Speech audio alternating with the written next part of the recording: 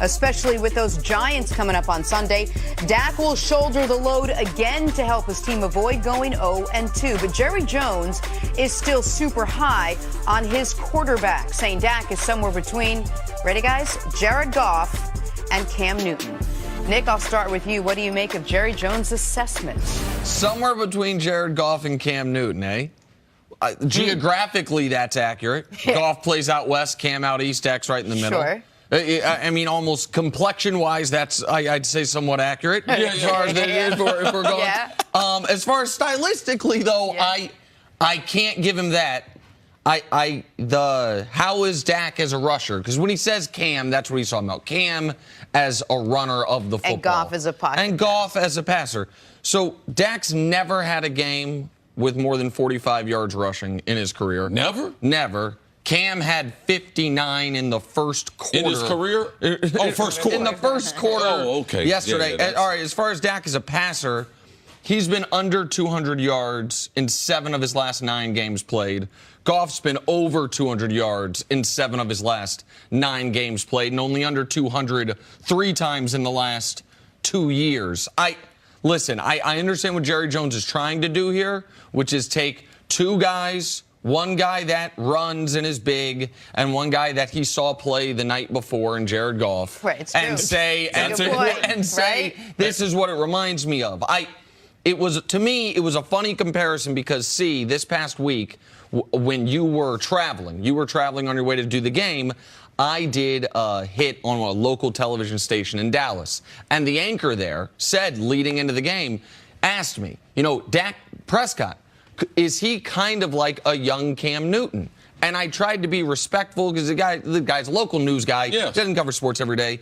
But I had mentioned to our staff afterwards, I was like, man, this guy is asking me, is he Cam Newton? Like, that they have nothing in common. He's been listening to Jerry. Right. Or Jerry's been listening to him. I mean, Cam is Cam's the greatest rushing quarterback we've ever seen. Now, he has limitations elsewhere, but as far as the ability to effectively run the football as a quarterback, Cam's the best we've seen. And the other 2 quarterbacks we compared him to, one, a good friend of mine, Randall Cunningham, who I played in Philly with, and then later when he became a pocket passer there in Minnesota, and a friend of the show, Michael Vick. All right? Those 3 guys, in the history of this league, or this is the last 25 years, those guys are the most effective runners with the football. And this is the reason I really push back on the Cam comparison is we would never, it's not racist, but it's racial.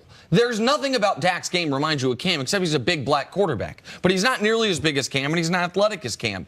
And so we can keep talking about different things Dak reminds us of. The reality is Dak over the last year plus has reminded us of a mid-round backup quarterback who was thrust into a starting job who right now doesn't look ready. Give me a name who who does Dak remind you of right now? Right now, a guy who's a borderline NFL starter. I'll try to pull one from memory, but is there a guy that Dak's style reminds you of? I can't say right now. Dak is still in the developmental stage. The only reason why we're doing this comparison is because their owner, general manager, Jerry Jones, is saying that. But the truth of the matter is there's no one. And Cam is one of Nick's favorite players. I like Cam as a player. But I won't let anyone try to compare himself to Cam Newton as a runner or as a physical specimen. Like, absolute. At the Combine, Andrew Luck's numbers, vertical leap, running 40-yard dash, broad jump, all those things were almost exactly like Cam. Those are the only things exactly the same. When they get on the field, Andrew Luck is not. And we have seen the last couple years how many times he gets hit and how he responds to getting hit the way Cam Newton is. So I'm not going to let people compare themselves to what I think is the most gifted physical quarterback in Cam Newton. The truth of the matter is Cam Newton would love to be Jared Goff and Cam Newton. I mean, you talking about Dak could be, he's Goff. Oh, yeah, the best of the young and one of these other stallion quarterbacks we have. No, Cam would love to be able to pick and stick a guy like Goff does. He would love to be able to do the play-action pass. And just like Jared Goff would love to have the body of Cam Newton. Don't put this type of pressure on your quarterback. And now, this is the question I ask myself. Has Jerry convinced himself of this? Because he's getting ready to have to write a big check. Because if your quarterback is that, next season, because Dak was not a first-rounder, they're going to have to sign him to a ginormous contract next year. And if they decide to do that, I believe the Dallas Cowboys and their arc and trajectory into the next few years, it's going to be, to me, Dak right now is fighting to see if he's going to be the franchise quarterback in Dallas. Exactly. If he does not have a good year, I believe Jerry Jones is going to regret what he said yesterday. Well, look, the bottom line is Jerry Jones fully supports Dak Prescott, wants to support Dak Prescott, wants Dak Prescott to be the guy that he's describing and the guy that he has supported.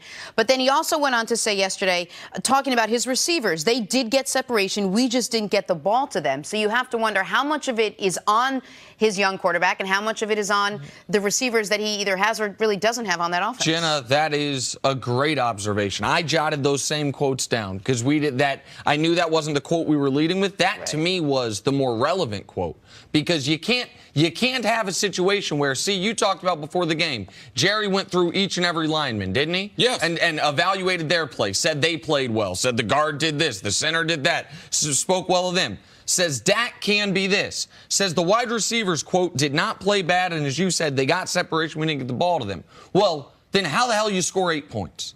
Unless your quarterback was an enormous limiting factor. I know Zeke only had 15 carries, but he gave you 70 yards and a touchdown. Like, your quarterback was the limiting factor, along with what I would say, I think he misevaluated the line play. I think the offensive line got eaten alive by Carolina's front. But this is... we said it going into the year. Because he doesn't have that fifth-year option, this is an enormous year for Dak Prescott and an enormous year for the Cowboys as far as what the future of that position will be. I know what would have happened, but Afford at this point to go down 0-2. What do you want to see from Dak facing the New York Giants this weekend? I want to see how many completions he can have. Just on straight drop back. Well, why is that important? Because the defense is going to give them that. They put 7 guys to the line of scrimmage in the whole ball game against the Dallas Cowboys. A lot of times they had free access on the outside. They had young corners they were going against. They didn't attack them. I want to see them be able to attack people on the outside, and I want to see how many plays. Nick, how many pass plays did they have over 20 yards? 0. Oh, they had 0 plays over 20 yards.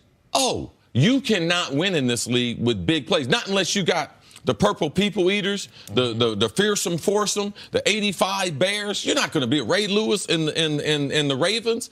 You're not going to be able to win NFL games when you don't have that type of productivity. And that type of productivity will open up the running game. So Jerry can make as many excuses. Hey, say he's the cross between Tom Brady, Cam Newton, and Y.A. Tittle. I don't care. You can try to. This is what people do. When they like you, they look beyond your faults or your deficiencies. When they don't like you, they bring up all the little stuff. And that's what's going on. Dallas is stuck with Dak right now because they've changed their coaching staff, their wide receivers, they've changed those. And Jerry has publicly said this is a Dak-friendly offense. Right. Well, it should be a Zeke-friendly offense because he's the best offensive player they have. And as far as this week, it would be good for the Cowboys, and it'd be nice to see Dak Prescott get back on track this week. I believe the Cowboys can beat the Giants without Dak getting back on track because unlike the Carolina game, I think this is a game Zeke can dominate. I think Ezekiel Elliott and the Cowboys offensive line can dominate the Giants front.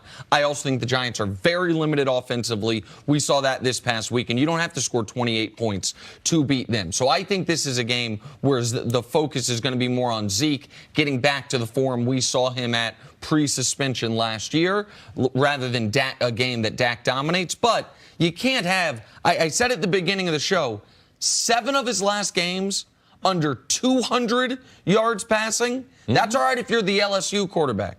That is not all right if you're the Dallas Cowboys quarterback. And that's a trend he's got to stop. Another quarterback who had a shaky start on Sunday, Ben Roethlisberger, coming up. How worried should the Steelers be after they tied the Browns? Hear it from Big Ben next on First Things First. It's an upgrade if you're the Michigan.